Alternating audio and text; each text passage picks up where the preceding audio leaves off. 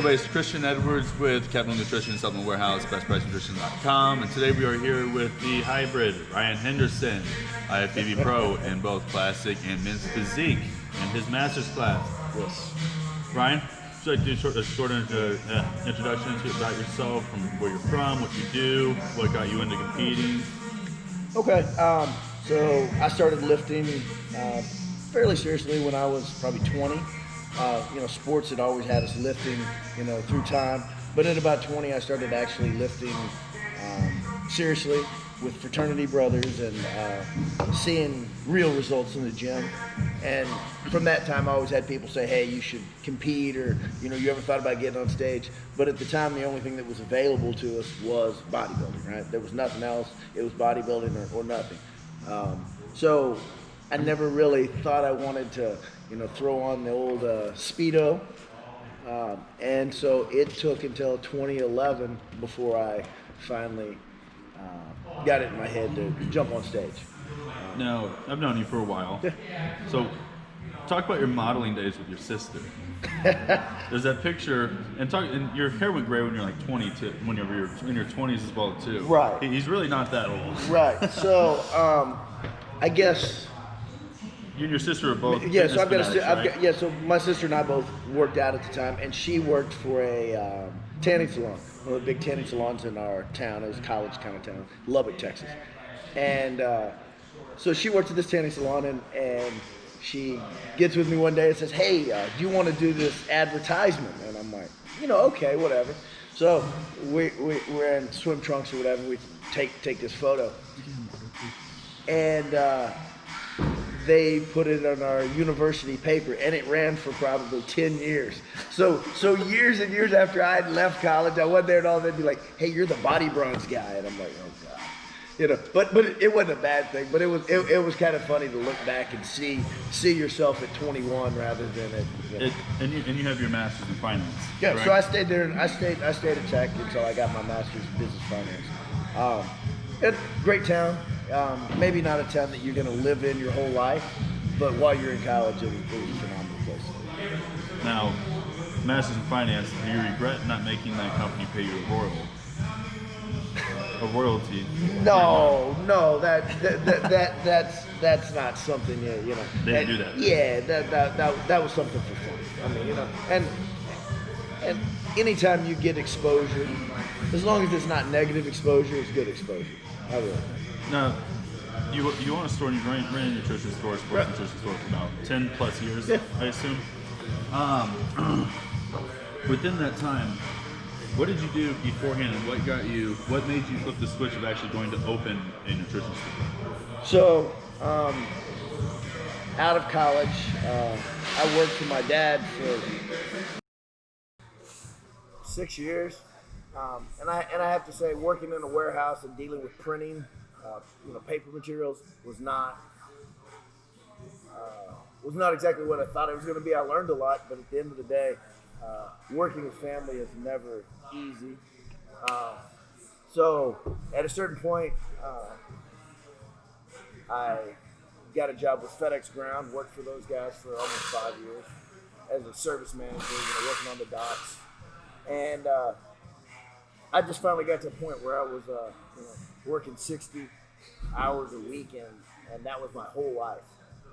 And I'd always kind of had a dream of having a retail sports supplement store, but just never really had either the money or the knowledge or just the motivation to go ahead and jump. And I figured, hey, if I'm working 60, 70 hours a week already, I might as well be doing it for myself, not for somebody else. Yeah. And beforehand, you were looking into doing like a franchise and everything too, right, to kind of get your information, see right. how it works, because there's no comparison from working for a freight company right. to owning and operating a store. No, there's besides not. the business degree and the right. help that you had. And thank God I am agile enough to be able to make those changes, but it would be much easier to go into a place that was already either existing or something that had a plan. So franchise, you pay them $35,000, you give them a percentage of profits, and you go that way. But in retrospect, I'm glad I did it the way I did it and just looked around and said, how's everybody else set up and how can I do it a little better and do it myself? Because had I not done that, I'd have been out of business a long time ago. And so you leave FedEx, save up money, go through, put it towards the store, opening the store, running your business. Right. Now, how would you explain your come up in the community? As far as awareness goes, how'd you do your marketing? How'd you market yourself? How was working for FedEx, where you just have your team of employees that you manage, to going out and actually having to go out into the community that you work out in and spread the awareness of your shop and yourself. That's a much different area. But number one, you had to be providing something that other stores in the area may not have been providing at the time. So, your passion, your knowledge, maybe even in the way you market things. So rather than not pushing, a particular brand, maybe a certain store has their own particular brand, you're giving people different choices rather than essentially pushing one choice and saying, well, you could do this, but this is better. The old bait and switch. You're vendor agnostic, so you're not just pushing your house brand or right. Brand with your company name on it. Yes, and I think that's where a lot of supplement stores step in it, is that they're pushing only what they want to push. So whether it's GNC or Vitamin World, whatever their house brand is that they have their largest margin on, that's the only thing they push. They'll sell you something else, but they'll always try to take you back to their product. And honestly, I don't believe that a house brand is ever going to be better than a large corporate brand that somebody else. I mean, how could it be? Yeah, unless you start speaking about kind of like the cheaper brands that are out there. Like you go to Walmart, there's 1.8 pound tub of protein, 1.6 pound tub of protein for $15. Yes, that's not real protein. It costs more to make that. Right, and there's a good chance, like we've talked about certain proteins having bioactive peptides or something taken out of that protein, essentially mined. Yeah. So whatever's left is inferior protein, and so maybe that's what's being sold to you for $15 a bottle. Yeah, it's not the actual whole product. It's not the whole product. It's not what you're really buying it for. Because they're extracting it. That'd be like having pre-workout, but somebody went through and took the caffeine out. Yeah. I took the cream off the top and then sold you the skim milk and told you it was the same. It's not the same. Yeah, it's not the. And the bottom of the line is, whole food is the answer. You need to eat 5 whole food meals a day and make sure that you get enough protein in your diet. And if that means supplementing, that means supplementing. But, I think so many people think, hey, I can eat a calorie is a calorie. And as long as I get enough protein in, and 100% not. And that's the difference in looking at an athlete and saying, hey, that's a pro, and looking at somebody and saying that's a competitor at a local level. And it could all be diet. They could be doing the same amount. They could be doing the same amount of anabolics. It could all be diet. The difference between those people. The training could even be the same. Yeah. And it's all nutrition. Supplementation. Yeah, supplements are supplements to your diet. Right. You can't replace your diet. A lot of kids will come into the store, 15, 16. We've had them at both of our stores. Right. That they come in and they're already broken out and acne all over their face in the first place. They come in and they want a test booster, and I'm like, why? Because my friend takes this and this and that and X, Y, and Z. So now these people are taking in several different sources of information. And everybody wants to take advice from Dick, Harry, Joe, and Sue at the gym, when realistically you need to find out one person to listen to and just follow that. Well, not only that, they're credible. I think a lot of people give information, and that information may not even be true. So meaning, hey, I'm going to send you down a squirrel hole. Really? It's like, hey, you want to do this? Well, you should do this.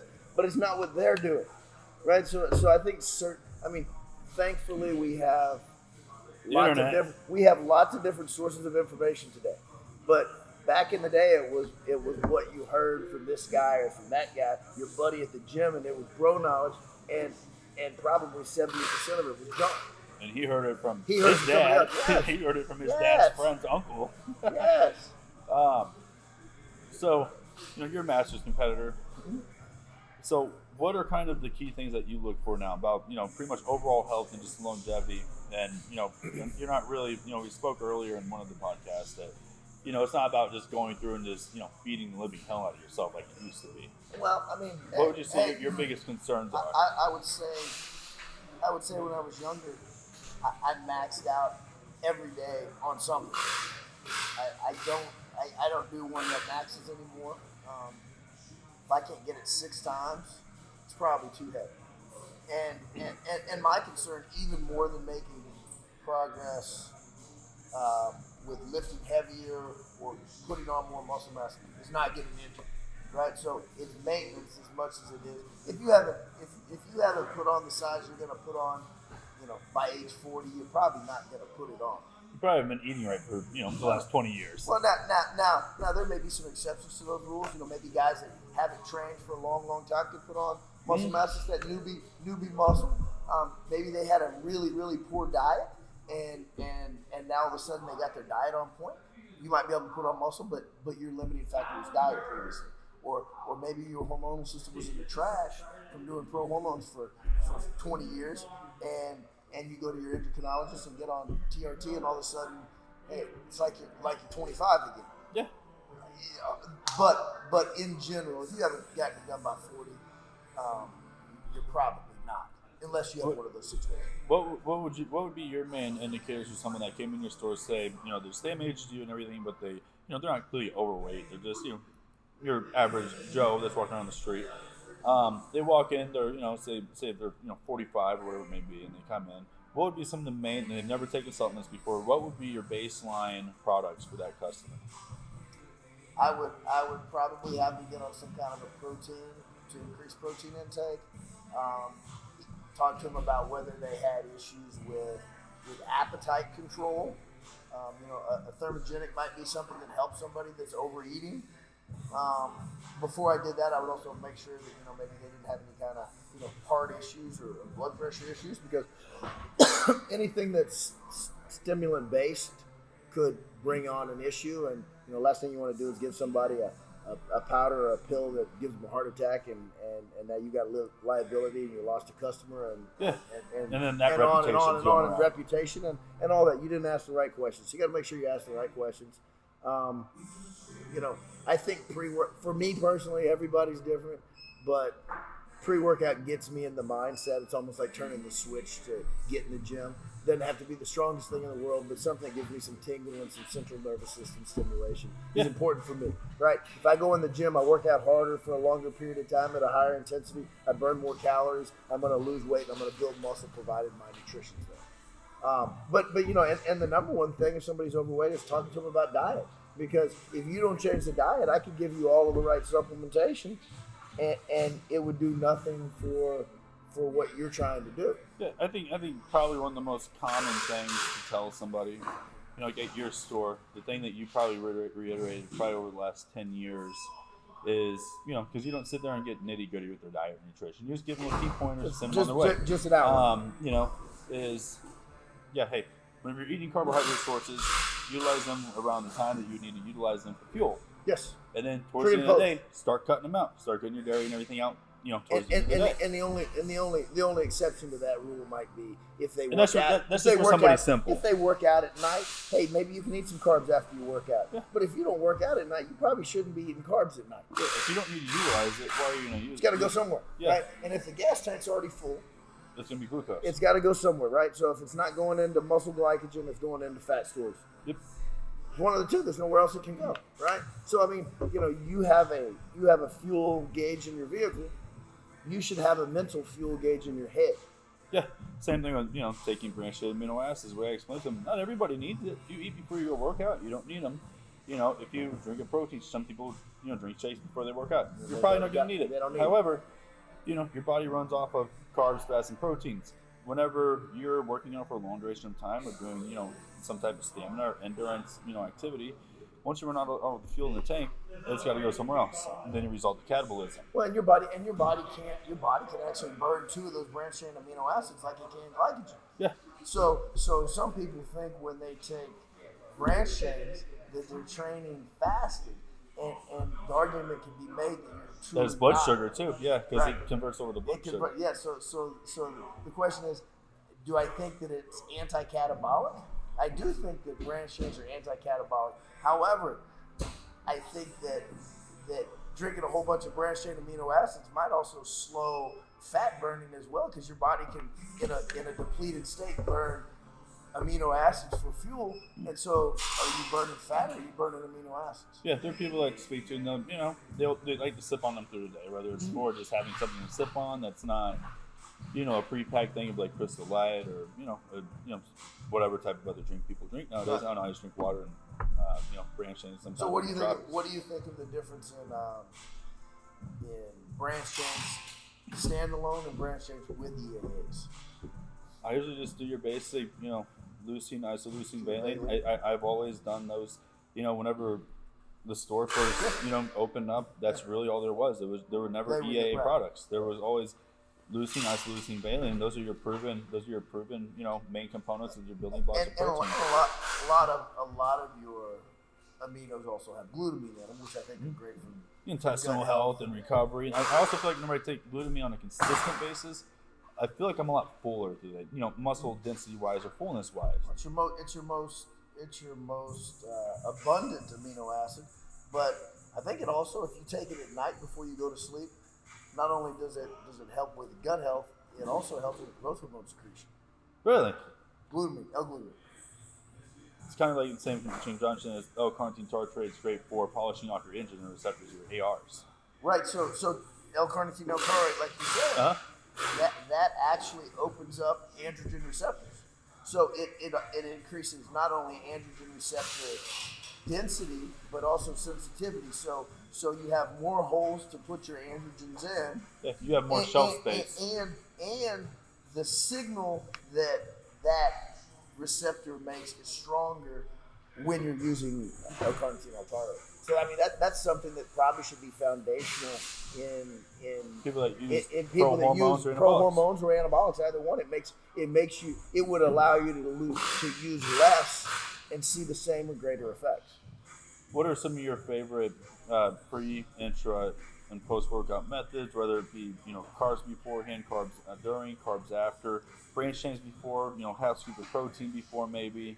What are some of the things that you have kind of stood by through the years? If I'm gonna do carbs, either before or during, I like it to be something really fast absorbing, like a dextrin.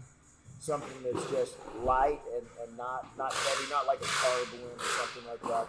Anything with like bitter melon extract or like bioperine or bioperine, that's gonna help. That's gonna help with absorption of the carbs. Mm-hmm. But your GDAs. Yeah, so a GDA would be something you'd want to take with a carb before. But I normally stick hour and a half to 2 hours before I work out. I like to have a good meal with some carbs in it. Take my pre-workout, something that's got a good amount of pump to it. And then intra-workout, I like drinking aminos, but I don't tend to do carbs in my intra-workout amino. And then post-workout, either I eat a banana or I'll do a carb supplement with a couple of scoops of whey isolate. And there's 100 different companies making whey isolate, so it's kind of hard to say, hey, one's better than another. But at the end of the day, as long as it's third-party tested, who cares? Yeah, as long as it's third-party tested by third-party certification, that's not their own.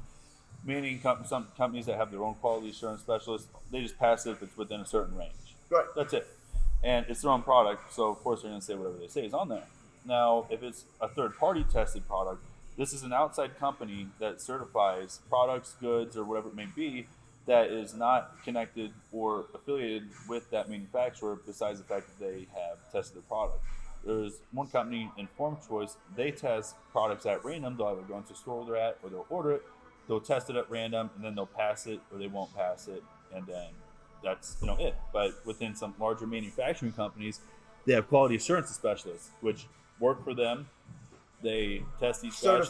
Certify their own stuff. Yeah. They say what's in there is in there, and that's like me telling you, hey, I'm the best car mechanic in the world. I can fix any problem, but you gotta leave it with me for a little bit. Hey, the fox, that's the fox guarding the henhouse.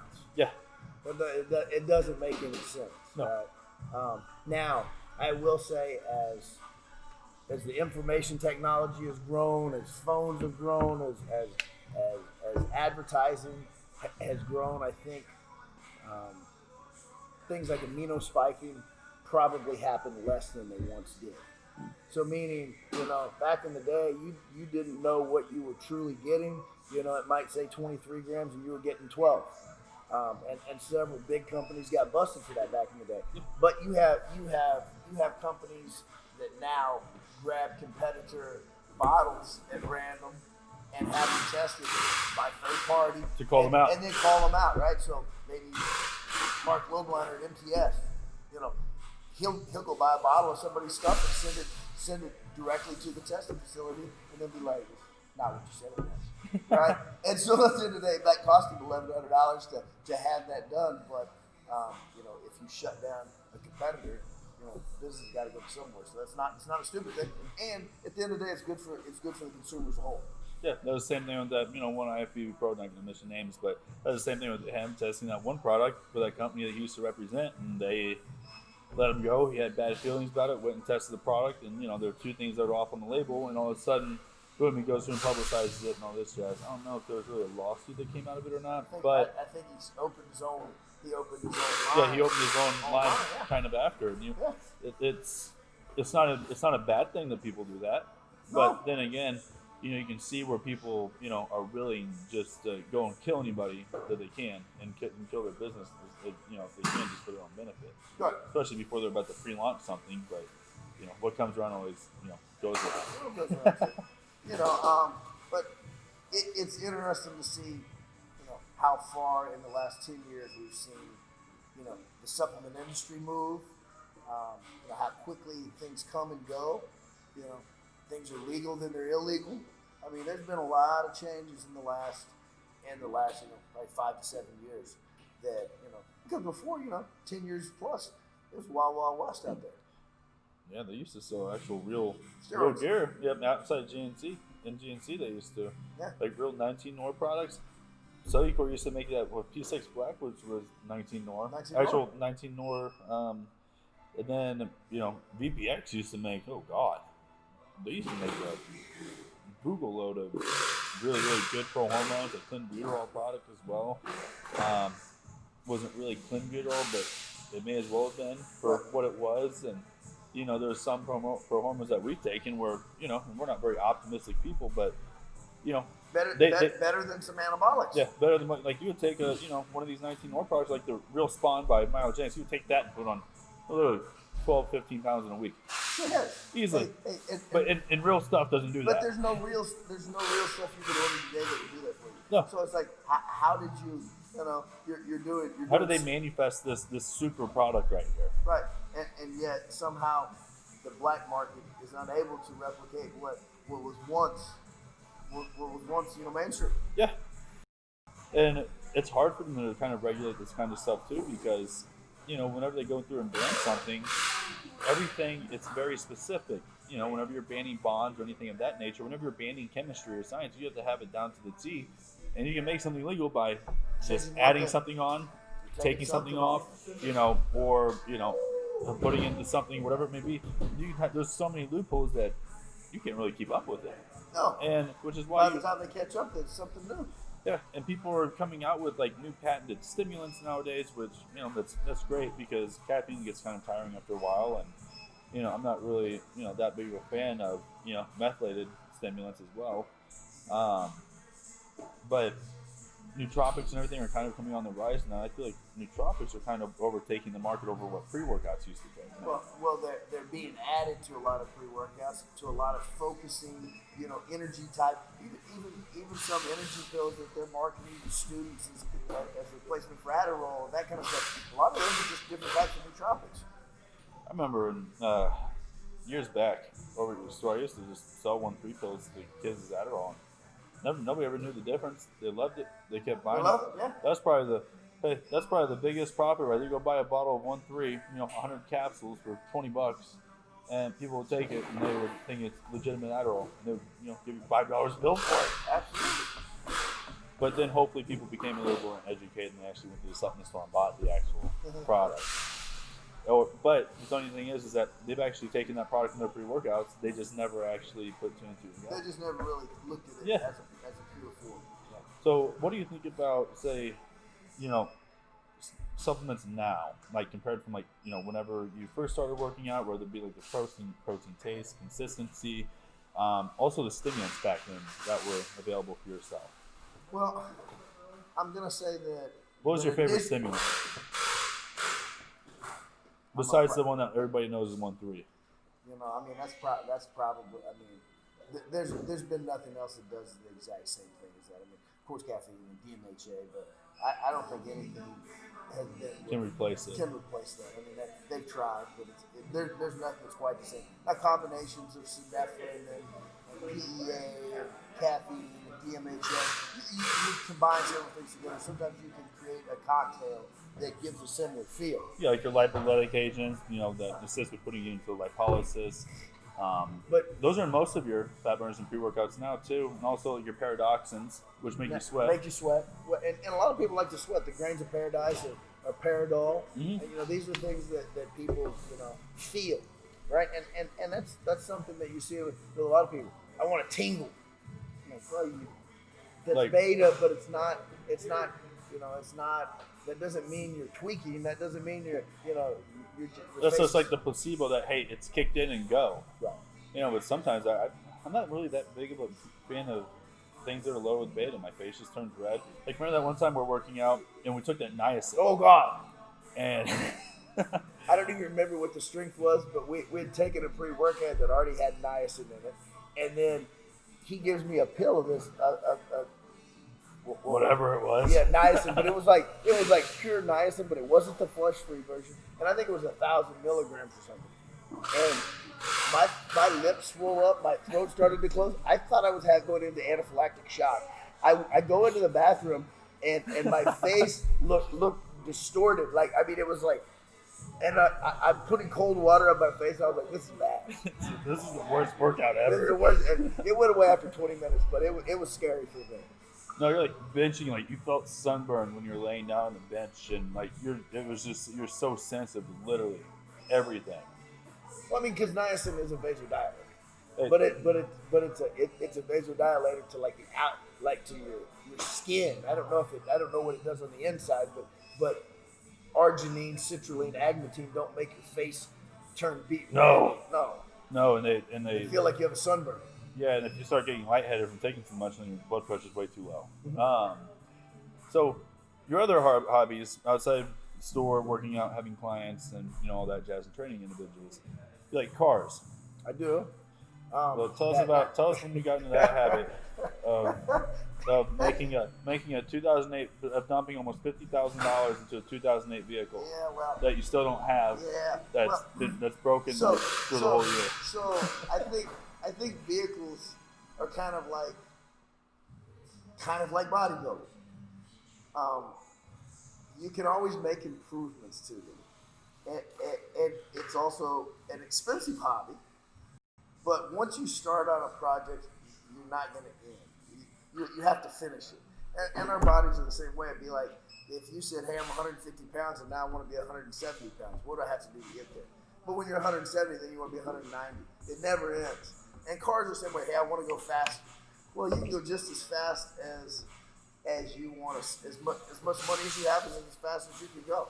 So, like, if you've ever had a relationship with a car, it's sort of like a. Do you remember that one time that you thought you were going to race this Lancer, and it was an Evo? Oh wow! And it was all-wheel drive. And you pulled up to the side of it, and that stock 370. Well, you had like an exhaust on it, but that was terrible. And you tried flooring it on him, and he just like lagged back, and then all of a sudden he just screamed past you. Screamed past this turbo, yes. Yeah. You probably don't want to race an Evo 10. No, and then you didn't know what to think after that. Hey, you know what that makes you say? Sell a car.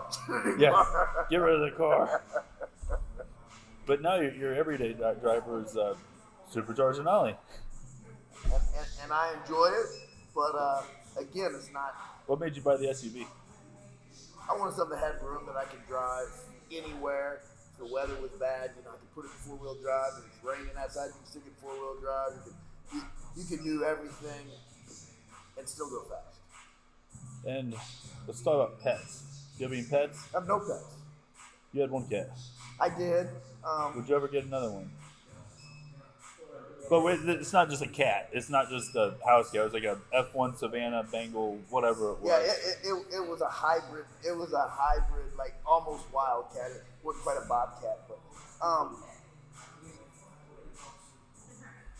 they're kind of like kids. Now he's thinking about getting a cat. No. You think about pets. Pets are kind of like kids. They limit you in a lot of ways. So if I want to go somewhere, I can't just go. I got to figure out where's this animal staying, who's feeding it. Your father. I don't want it in my house. Pizza. He has a great relationship with his dad. Yes. Like most. No, I don't know most. Your dad was always attentive. He's just different. He's just different. He's in his own world. Well, I mean, hey, I don't know many guys who say that they have a great relationship. They may respect and love their dad, but do they want to live with them? Do they want to, share everything with them on a daily basis? Most guys go their own path. I mean, hey, thanks for the lessons, but I'm gonna go do my own thing. Yeah, there's a point where you have to kind of just take your own leash off and just go, essentially. Besides cars, some of your workout history and all that jazz, what are some of the main things that you have always kept focused on to keep yourself successful, but at the same time, monetizing, making as much money as possible, revenue, keeping, because there's bodybuilders out there that will just put everything off to the side and just be, like, not to sound too blunt, but, just losers who rip people off, promise them, like, services and not render those services or remit those services. Yeah, whether it's like posing, hey, give me $200 for posing, they never call the kid back or anything of that nature. What are some of the things how did you balance, having a full-time career and making that actually be, put that on the come up essentially, and still be able to live your own lifestyle, pay your bills, have fun, and then keep yourself in line? So I think on a good path. I think you genuinely have to enjoy what you do. So if you don't enjoy lifting weights, if you don't enjoy the discipline that goes with dieting, you're probably not going to be a good bodybuilder. I also kind of look at competing or prepping a little bit like advertisement as well. So if you can't do it, how are you going to teach it? So you think you have to, in order to be great at something, you have to do something that's fun to you specifically. To you specifically. If you don't have some kind of passion for it, if you're just doing it for money or for recognition, attention, right? Then, if you just go to the gym so you can take pictures and check in and say, hey, I was at the gym, how many likes did I get because I took a bicep shot? Yeah. You're probably doing it for the wrong reason. It won't last. No, because at one point, and we see those people non-stop. They post the same picture every day, the same spot, same mirror at the gym. Why? And Did then you change? Insert motivational caption here.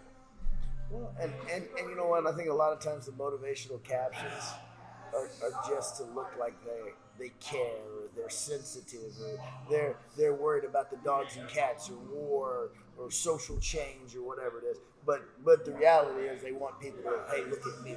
Yeah.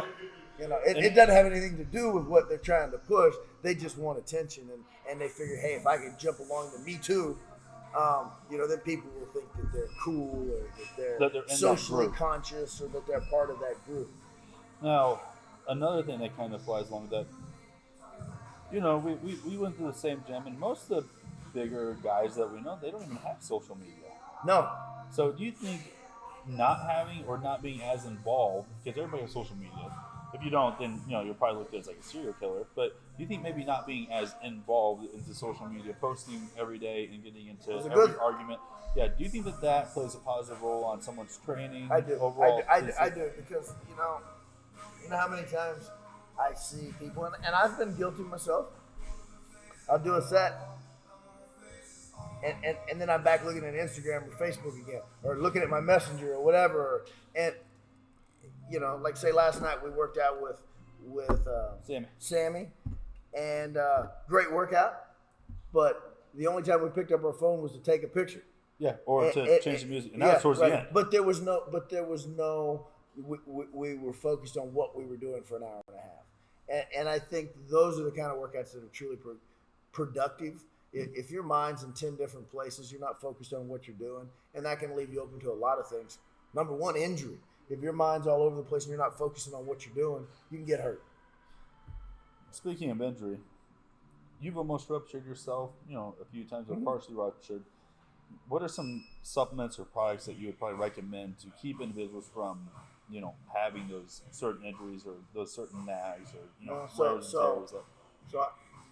you're gonna have wear and tear on your body. Collagen, which is one thing you suggested there. I think multi-source collagen is better than a single source collagen. Using the muscle and not the joint. Yeah, using the muscle, not the joint. Not locking out. Not going too deep. Sometimes coming too far past a certain point. This might be bad where this is fine. Not doing things that are going to injure you. So, hey, you don't need to do really heavy flat bench with a straight bar. You don't need to do, if you've got poor form on deadlift, maybe you don't need to do deadlift. Yeah. If you can't lift without, seeing your back and pulling with all low back and no leg, maybe that's not your thing. Yeah, if you pinch your hips together every time. If you get a pinched hip, then you probably shouldn't do squats. Right. There's other things that can replace it. And still be effective. 2%. Okay. So this is Ryan Henderson at Innovative Sports. Right, is that your Innovative /sports? At Innovative _ Yes, there we go. Sports. Ryan Henderson, IFBB Pro, Classic, the Hybrid. And my name is Christian Edwards with Supplement Warehouse, Best Price Nutrition, CapitalNutrition.com. And this has been brought to you by myself. Thank you.